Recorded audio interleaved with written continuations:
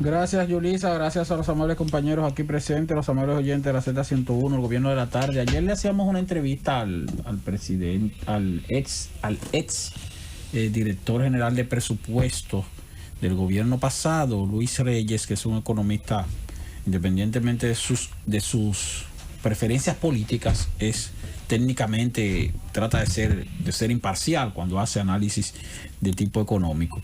Y yo le preguntaba sobre la meta presupuestaria del gobierno de este año, que es de reducir el déficit fiscal en un 3% del Producto Interno Bruto, 3.1% del Producto Interno Bruto. Y se lo preguntaba porque la verdad es que se trata de una meta muy ambiciosa, tomando en cuenta que el año pasado el déficit fiscal terminó en 7.7% del Producto Interno Bruto. Déficit fiscal que hay que aclarar que obliga al gobierno a buscar dinero prestado. Ahora, cuando obliga al gobierno a buscar dinero prestado, es una parte que se utiliza para cubrir la diferencia entre los ingresos y los gastos que tiene el gobierno. No así para cubrir otra parte que se necesita también cubrirla con préstamos, que es la de los vencimientos de financiamientos en el año en cuestión. Por ejemplo, el año pasado el déficit aumentó considerablemente porque, a propósito de la crisis, las estimaciones de ingresos se fueron al suelo y las necesidades de gastos aumentaron. Entonces el gobierno tuvo que buscar prestado para cubrir el déficit 422 mil millones de pesos. 422 mil millones de pesos prestados para cubrir déficit. Pero encima de eso, tuvo que buscar 180 mil millones de pesos también prestados para pagar vencimientos de deuda que correspondían a ese mismo año. Entonces, por eso, el año pasado se tomaron prestados en total 602 mil millones de pesos. 602 mil millones de pesos, que eso equivale más o menos a 10 mil millones de dólares. Y por eso entonces aumentó considerablemente el endeudamiento público, que de acuerdo con el Banco Central, que informó ayer, cerró el endeudamiento público en el año pasado en 53 mil millones de dólares. Así anda la situación. Eso es casi un 70% del Producto Interno Bruto, que también, como decíamos ayer, se redujo por la caída de la economía y porque, calculado en dólares, tomando en cuenta que el dólar subió de precio con relación al peso el año pasado en alrededor de un 9%, pues entonces el Producto Interno Bruto se puso más pequeño.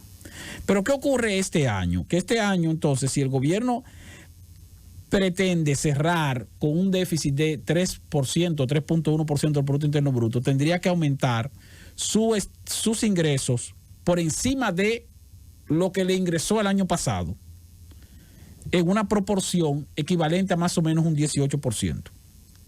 O sea, el año pasado el gobierno recaudó 633 mil millones de pesos.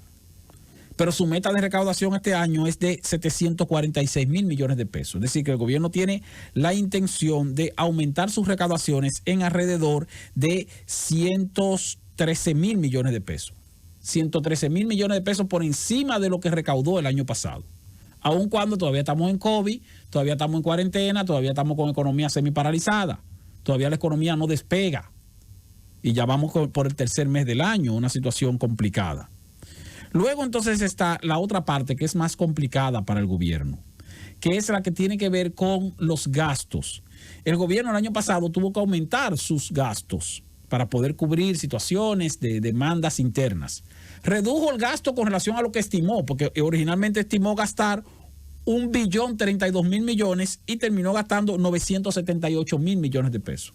Ese fue el gasto total del gobierno. Por eso el presidente Luis Abinader decía que había logrado reducir el déficit a 7.7%, pero que el déficit iba a ser originalmente de 9.3%. ¿Por qué? Porque redujo el gasto en alrededor de 48.000, de 58.000 millones de pesos, y su estimación de ingresos a la baja creció en alrededor de 22.000 millones de pesos. Entonces ahí se ahorró 77.000 millones de pesos el año pasado. Se lo ahorró, pero ya se había tomado prestado ese dinero. Entonces, ¿qué ocurre?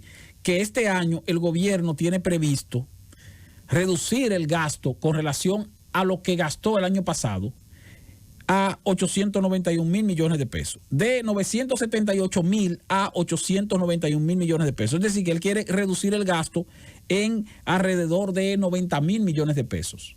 Y fíjense que el año pasado, con todo y ese gasto que se produjo, no se pudieron terminar una cantidad importante de obras públicas que estaban en proceso de construcción, que estaban en fase de terminación.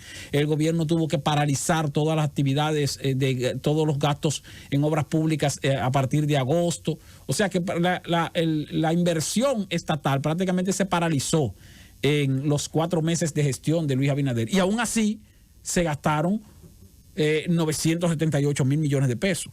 Entonces, ahora se va a gastar menos, pero el gobierno está anunciando una cantidad de obras.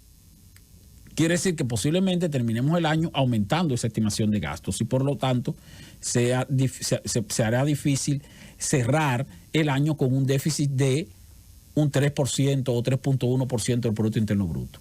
Ese 3% del Producto Interno Bruto representa alrededor de 145 mil millones de pesos, que habría que buscar prestados asumiendo que el gobierno reciba en ingresos lo que planificó este año, o sea, que no se caigan los ingresos, y asumiendo que el gobierno no gaste más de lo que planeó gastar este año. O sea, asumiendo que no, vamos a cumplir estrictamente con lo que se dijo que se va a gastar, no vamos a gastar ni un chele más. Y al mismo tiempo vamos a recaudar por completo lo que se estimó que se va a recaudar. Entonces, aún así, cumpliendo nuestras metas de ingresos y de gastos, tendríamos que buscar 145 mil millones de pesos prestados para cubrir el déficit, que es la diferencia entre ingresos y gastos. Pero, adicional a eso, hay que buscar prestados también este año 146 mil millones de pesos más para pagar vencimientos de deudas, para un total de 291 mil millones de pesos. Esos son, señores, 5 mil millones de dólares. El año pasado 10 mil millones de dólares, este año 5 mil millones de dólares, para poder cubrir déficit programado ya, no un déficit que vaya y aumente, y para cubrir entonces vencimientos de deuda. Por eso se habla de que se torna difícil alcanzar esa meta. Sin embargo, hay aspectos positivos como por el hecho de que Aduanas ha informado que en los primeros 2 meses del año recaudó más de lo que tenía estimado. Y la Dirección de Impuestos Internos ha informado también que en enero y febrero recaudó 10 mil millones de pesos más de lo que tenía estimado. Si seguimos así en el año, recaudando más de lo que se tenía estimado, entonces vamos a superar la meta de los 746 mil millones de pesos. Si seguimos así. Pero no estamos seguros de que vamos a seguir así el año completo. Estamos hablando del mes de enero, el mes de febrero, pero vamos a ver qué va a ocurrir en los meses por venir. Hay que ver qué va a ocurrir en los meses por venir. Al mismo tiempo, hay otro elemento importante, positivo también para el gobierno, porque no todo es negativo. ¿Cuál? El hecho de que el gobierno negoció una parte de la deuda pública del año que viene, y como negoció una parte de la deuda pública del año que viene, logró reducir el compromiso de pago de este año. Yo dije que el gobierno tiene que buscar 146 mil millones de pesos prestados para pagar vencimientos de deuda. Sí, es cierto. Pero de esos 146 mil millones de pesos, el gobierno solamente va a utilizar 121 mil millones para pagar vencimiento de deuda, porque logró bajarle a los compromisos de vencimiento de deuda de este año 25 mil millones, es decir, 427 millones de dólares. Eso quiere decir que si el gobierno, por ejemplo, recauda, en vez de 746 mil millones de pesos, se le caen las recaudaciones en 25 mil millones y nada más recauda, por ejemplo, 722 mil millones, puede cubrir esos 25 mil millones que le faltan con la aprobación del financiamiento que ya le hizo el Congreso para pagar vencimiento de deuda, porque le van a quedar 26 mil millones, y entonces pudiera cubrir un aumento del déficit sin la necesidad de solicitarle al Congreso un aumento del endeudamiento. Que puede decir, bueno, mira, yo tengo ahí un backup de 25 mil millones. Yo como quiera voy al mercado y le tomo prestado completo, tomo prestado 146 mil millones. Pero de esos 146 mil millones yo nada más voy a pagar 121 mil millones, por lo tanto me quedo con esos 25 mil ahí, en reserva. Prestado, pero lo tengo en reserva. Si mis recaudaciones no alcanzan el monto estimado y se me caen en 20 mil o en 25 mil millones, pues yo lo cubro con eso que tengo en reserva y no tengo que ir al Congreso a decir al Congreso, mira, es un presupuesto complementario, se me cayó la estimación de ingresos, autorízame a endeudarme por encima de lo que ya tú me autorizaste originalmente. Entonces esa es una ventaja también para el gobierno, porque puede tener ahí un margen de cubrimiento, de aumento del déficit sin la necesidad de aumentar el endeudamiento ya programado, que son 291.000 millones. Ahora, todo eso son presupuestos, son suposiciones que se hacen, se plasman en el papel, pero no sabemos que al final del año vamos a terminar en tal o cual situación. Lo que se teme es que al final terminemos con un déficit mayor porque hay una mayor necesidad de gastos por encima de lo que originalmente se programó. Y hay el temor de que los ingresos no alcancen el nivel que originalmente se ha programado, a pesar de que en los primeros 2 meses de este año le ha ido bien a las agencias recaudadoras porque han recaudado más de lo estimado. Vamos a esperar qué va a ocurrir.